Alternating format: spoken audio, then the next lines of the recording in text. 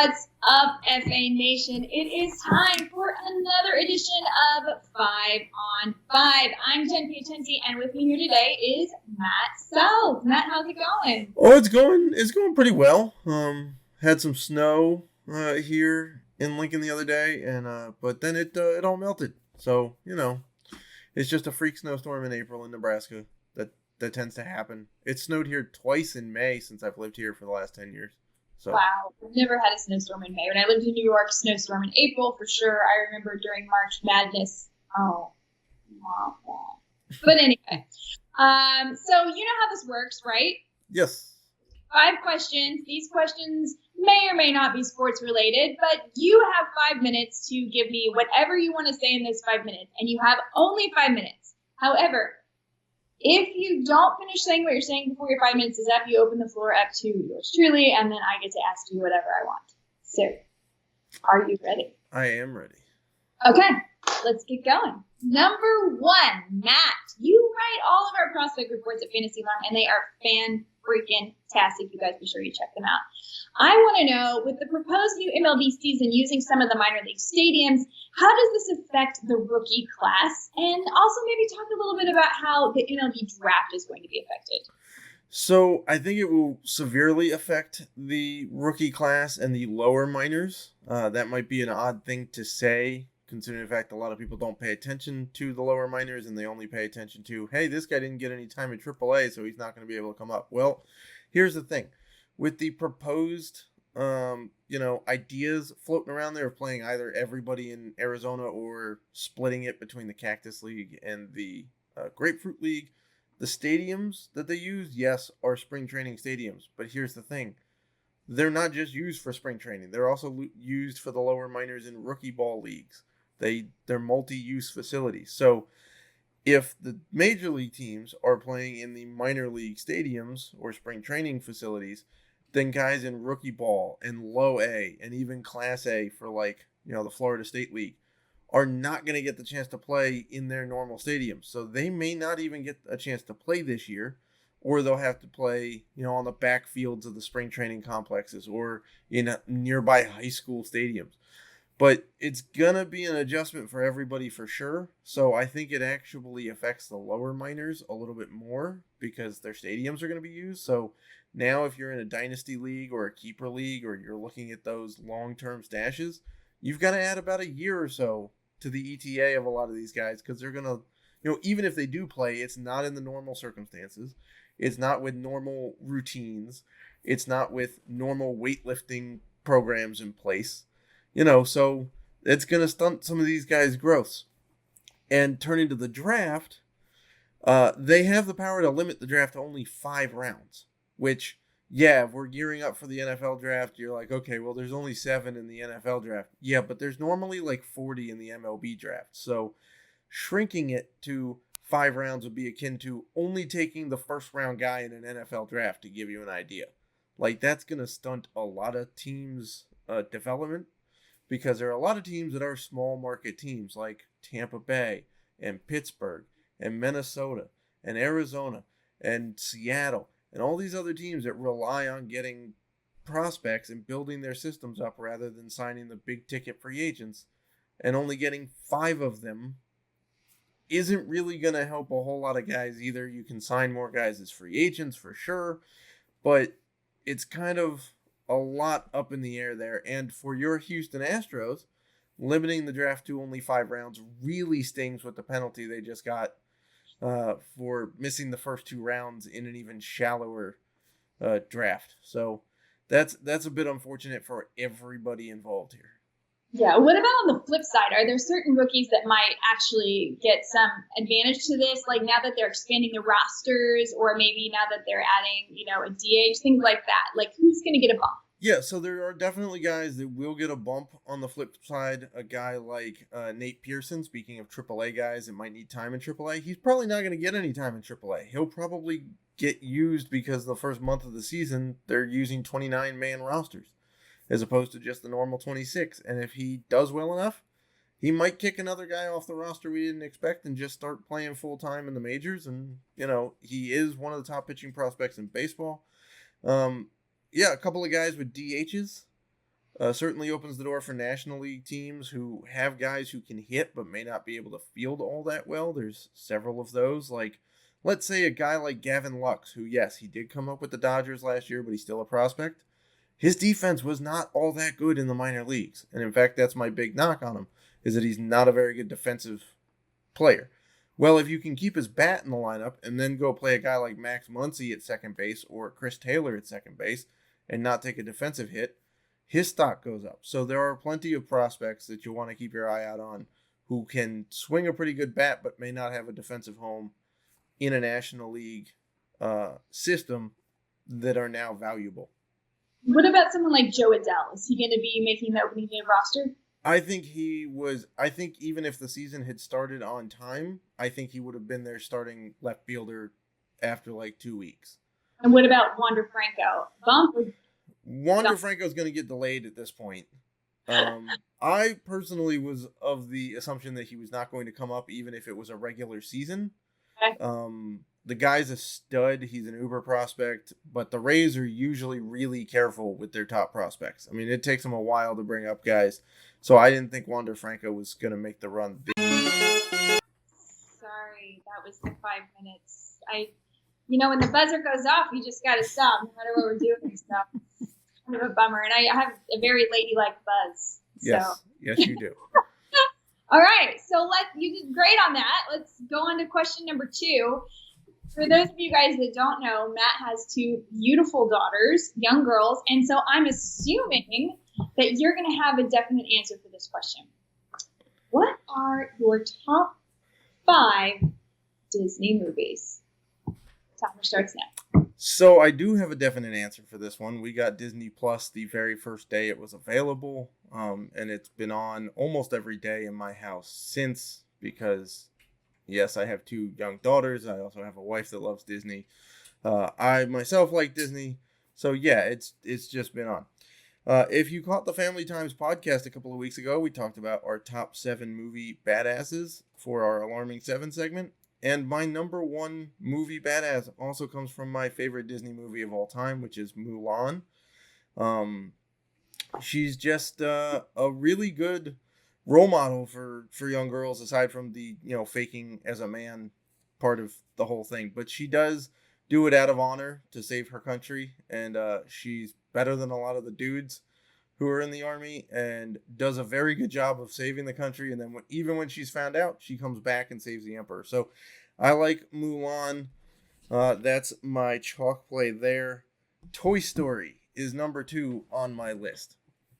Because when it came out in, I think it was 1993, maybe 1994, it was really innovative. I mean, nobody had ever really seen a movie to that effect that, like, imagine what your toys do when you're not home. Do they have relationships? Do they have friends? Do they do anything? Do they just hang out in your toy box? All the excuses of, oh, I put that away before I left and now it's out on the floor. Well, maybe your toy got out on the floor on its own. And even after almost 30 years, the CGI still holds up. It's actually still a pretty quality movie to look at. So I really like Toy Story. Number 3 on this list is Remember the Titans. Yes, that is in fact a Disney movie. It is a sports movie, so that automatically bumps it up the list. But it's also about a hometown high school. I went to high school in the same district as T.C. Williams High School. It is based on a true story. They switched around the schedule a bit for the Titans in that movie, but it is in fact based on a true story. And you have Denzel Washington, so it's pretty hard to go bad with that. And then number 4 on the list is good old-fashioned Mighty Ducks, because you just can't go wrong with the Mighty Ducks, and it did so well. It, in fact, is the reason why the Anaheim Ducks have their name.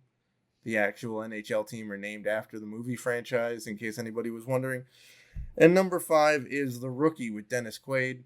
It's another based on a true story baseball movie about perseverance. The guy doesn't really give up and then winds up making his Major League debut after several years, and several injuries and starting a family and becoming a high school baseball coach. And so I just really like that feel-good baseball vibe it's got going on. Okay, so, I'm with you. I love sports movies too, but Really? The Rookie is better than like Lion King, Aladdin, 101 Dalmatians, Well, Lion King is 6 on my. The Little Mermaid? Come on, Scully alone. I mean, if we're sticking with strictly animated Disney movies, all of those would be on the list. Okay. However, you simply said top 5 favorite Disney movies. I also did not put the Star Wars movies in there because the original ones, which are the better ones, were not made by Disney. So therefore they didn't count. Let me ask you about Toy Story. Toy Story 1, 2, 3, or 4? Like, because the argument could be made that the Toy Story sequels are like almost as good as like the Godfather sequels, right? Yeah, I mean they can for sure. I personally have not seen Toy Story 4 yet. I know it's on Disney Plus, so it's able to be watched by myself and my family, but we just haven't watched it yet. I did see Toy Story 2 and Toy Story 3 in the theaters. Cried a little bit at the end of Toy Story 3 because it's like part of your childhood is coming to an end. At least for me, that's in my age range there. Personally, I still like Toy Story 2 better than Toy Story 3 by just a little bit. But they are still quality. You can watch them regardless of if you've watched the first one or not. It does help a little bit with plot lines to have watched the first one, but they hold up regardless. And then what would be like your favorite Disney song from the movies? That's a really tough one, actually. I think it's probably A Whole New World. A Whole New World. Yeah, that's Aladdin. Yeah, I'll go with that one. All right. Right on time. You almost had to sing a duet with me. You picked a duet. Did you realize that? Yes, I did, but no, I can't sing. We were about to have a magic carpet ride. You got lucky. All right. Let's move on to number 3. So far, we're rolling here. Number 3. Matt Selz, how do you feel about the proposed universal DH for this season? And actually, how do you just even feel about the universal DH going forward? So if you watch the 5-on-5s with Howard Bender as the guest and Jen hosting, you will have realized that Howard is a fan of the DH, the universal DH. I am on the other side of that argument. I do not like the DH at all. Not universal, not, don't want it in the AL. I am a much bigger fan of the NL style of play. In case you can't tell, I am in fact wearing a New York Yankees shirt. So that's a little counterintuitive to my stance on this one. But yeah, I find the National League game to be much more entertaining than the American League game. I find that National League managers are a lot more interesting to watch and listen for their strategies and how they think their way through a game and set their lineups. And, everybody assumes, you just bat the pitcher 9th. Well, no, actually, a lot of NL managers bat the pitcher 8th so you can start the lineup sooner and create a circular lineup that they already create in the American League. My problem with the DH is that I think it creates playing time for guys that are too lazy to either improve their defense or figure out a defensive position, or just a way for a guy to hang on to playing baseball even though they can't field. No love for Big Papi. I mean, Big Papi was very good at what he did, and he could occasionally play first base in a pinch. And yes, there are arguments to be made that only playing half the game, you still have to stay in the rhythm of things and whatnot, so not everybody can do it. So long, because they're not out on the bases, shagging balls all the time. Yeah, but guys like, Edwin Encarnacion and Nelson Cruz, they've been hanging on for 5 years because they can hit baseballs, but they can't field anywhere. If they didn't have the DH, they would have been out of baseball 5 years ago. I'm just not a fan of watching these big, pudgy dudes who can stand up there and hit balls for miles. Like, go to a backyard softball league or something. Like, I'm just not a fan of the DH. The American League managers have it a lot easier. They just basically take the pitcher out when the pitcher's tired. And in terms of speed of play, there's not really a difference. So getting rid of the DH doesn't really make that big of a difference in terms of, because everybody's all about, how long do the games take and whatever. They're almost identical if you look over the last 10 years between National League games and American League games. So, yeah, I mean, I get why they're doing it for the shortened season so that pitchers need less time to fully warm up and they can just focus on pitching and not getting, you know, their legs all stretched out and everything. But, like, going forward, I would be a much bigger fan of not having a DH period. I mean, I'll tell you a secret. Me too. The whole reason I'm an Astros fan, people have asked me this. I grew up in Dallas, and I got actually kind of bored going to Rangers games because, yeah, it would just become a slugfest or whatever. And actually, to the point where that was not as exciting. And I felt like watching the management style of a National League game was way more fun. The double switch, all of this kind of business, and how long are you going to stick with this pitcher if he's really rolling? Are you willing to give up that offensive shot and all that? But in this situation, I agree. Now, which players though are going to benefit from this universal DH? There are definitely a few, guys that are in position battles in the National League for sure are the main beneficiaries. Guys like Jake Lamb in Arizona.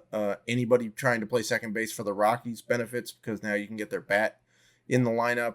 A guy like Brendan Rodgers, who may not be fully recovered and ready to run bases, but he can swing a bat. He'll get more playing time that way. You've got some guys in New York where they have about 6 outfielders for the Mets, and not everybody. A guy like Yoenis Cespedes, who may not be able to run the bases all that well or field left field because of a double heel surgery, but he can still swing a bat. So this season he gets a boost. But in general, I'd like to see a guy like Yoenis Cespedes have to play left field to actually find playing time. Right. I mean, I'm with you. I get it. I feel the same way in a lot of ways, but for this situation, but are you concerned that if they do it for this half season, that then it will actually stick? Yeah, I think this is the test run and the way that baseball has decided to amplify this argument and not wait until 2022, which was, I guess, the next time they were thinking about doing it. So I think it's probably going to stay, unfortunately. All right. We're rolling. Okay, so Matt Selz, not a fan of the DH. Howard Bender, big fan of the DH. They each give very compelling reasons for why. Choose your side. All right, question number 4. Okay, so we know you absolutely have the dream job, right? Fantasy analyst at Fantasy Alarm. What could be better than sitting around talking about, writing about sports all day, etc.? But if you weren't a fantasy analyst, what would you be? I would be the general manager of a Major League Baseball team. That's been my dream job for, I don't know, about 10, 12 years at this point. It just seems like a really great gig. Like you get to build your team from scratch and you're involved in bringing up the prospects and how you're developing them and selecting draft picks and all the every deal that's been done in free agency over the last several years, I've taken, time to think about why it was done that way, if I would have structured stuff differently. So, like, it's just always kind of intrigued me, the transactional side of baseball. And in fact, when I play MLB The Show, instead of playing all the games out in the season, I would actually just simulate the games and then, see who did what and make the transactions, make trades, sign free agents, scout the draft picks you could make. So I've always kind of had that interest in that side of baseball rather than like being a player or something. I'd much rather just run the team because that seems a lot more fun. So basically you want Jim Bowden's job. Yeah, that'd be fun. Not the radio side of stuff, but like the GM part of Jim Bowden. GM part. So now you realize like he never sleeps. He works like all the time, but that's kind of fine. I don't ever sleep either. So you've been training for this your entire life, Matt Selz. But I have to ask you this: you're a Yankees fan and you're a Nationals fan, which we tease you about endlessly. Mm-hmm. If you could only choose one team to manage, which team would you choose? It would be a National League team because I don't like the DH. And I really like, scouting pitchers and developing that side of stuff in the National League style of, I'm much more of an old soul with baseball. Like I like the middle infielders to be the high average speed guys. I like, your power to come from your corner bats. I like, catchers to be defensive and have a pretty decent hit tool. So like I'm an old soul with baseball. So that kind of style I think fits more with National League teams. So I'd have to pick the Nationals, to run rather than the Yankees. Plus, I don't really need my name on the back page of the New York Post every other day because some writer thinks I did something stupid in the Yankees front office. So, yeah, I'd go with the Nationals. Yeah, it would be rough to take the job as the general manager of the Yankees. That's Plus, the Nationals have also won a World Series more recently than the Nationals or than the Yankees have. Yeah. You had to go there. You had to. Hey, you beat one of my your Astros knocked one of my teams out. Just like the other one. Yeah, the evil empire. Oh wait, Careful where you tread now. houses. Okay, so anyway, how can we make this happen? So let's figure it out. So first thing we need to do is call up Jim and be like, Jim, give us some advice. But where do you start, Matt? Where do we start you? I'd probably have to go.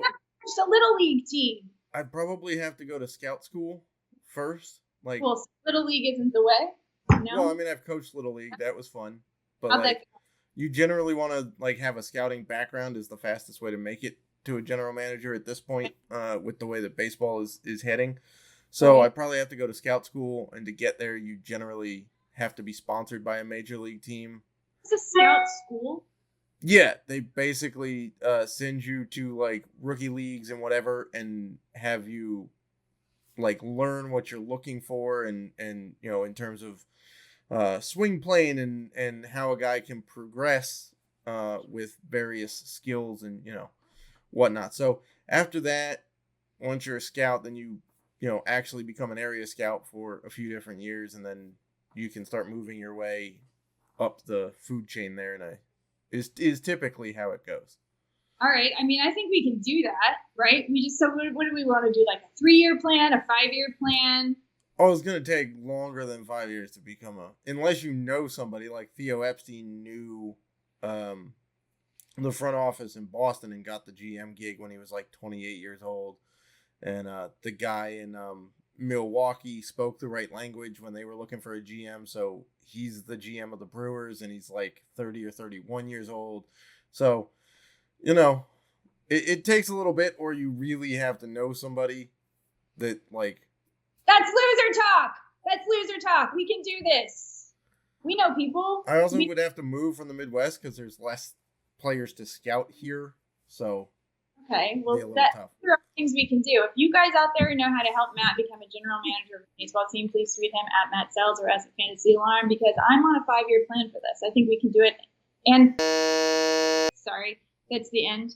But not that I don't want you to stay at Fantasy Alarm. I just want you to still write articles for us and give us all the inside information once you're a general manager. Oh, I see. I see how this is going to work.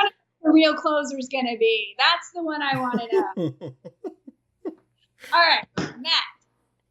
Congratulations. You have just won an all expenses paid vacation. But stipulation is you are required to take 3 and only 3 of your Fantasy Alarm coworkers. So, who would you take? Where would you go? And why? No pressure. Okay. So, if you'd watched the previous episode of 5 on 5, Howard Bender asked me where my top 5 vacations were, and I jokingly said anywhere without my kids. But then I actually gave my top 5 vacations, and on top of that list is Alaska. So that's where I'm going. Going to Alaska doesn't really matter the type of year, because let's face it, I live in Nebraska, so I can deal with any kind of weather it wants to throw at me. So we're going to go to Alaska. And with that being said, the number one choice for my coworker would be Dan Williams, who is a co-founder of Fantasy Alarm. He has been to Alaska several times on various trips. He loves going up there. So he would know all the non-touristy places to go. Like, you know, because you don't just want to go to Alaska and go to all the tourist trap places and whatever. So he would know a lot of the non-tourist type. Okay, you guys.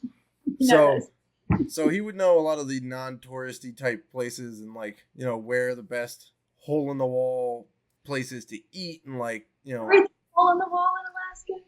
I think they might all be. I don't know, but they do have some decent. They do have some decent cities there. Number 2 would be one Mr. Howard Bender, because he wants to go to Alaska just as much as I do. 2, he's very entertaining to hang out with. Yes. So even if we're stuck somewhere, get snowed in or whatever, he would still have hilarious conversations. There's a lot of stories he can tell that would make it entertaining. And then now I got to start eliminating some people because we got a pretty decent sized staff here at FA. You got so far. Dan Williams, tons of fun. Oh, he is fun. He is also very fun. So entertaining. Plus, then you kind of have a bartender, right? Exactly. Exactly. So 2 people we're going to eliminate would be John Impemba and Dan Malin, who I like. I like both of these guys. I do a weekly podcast with Dan. He's my cohort here in NASCAR. But when I'm on vacation, I don't want to hear about Boston sports. Like, I just don't.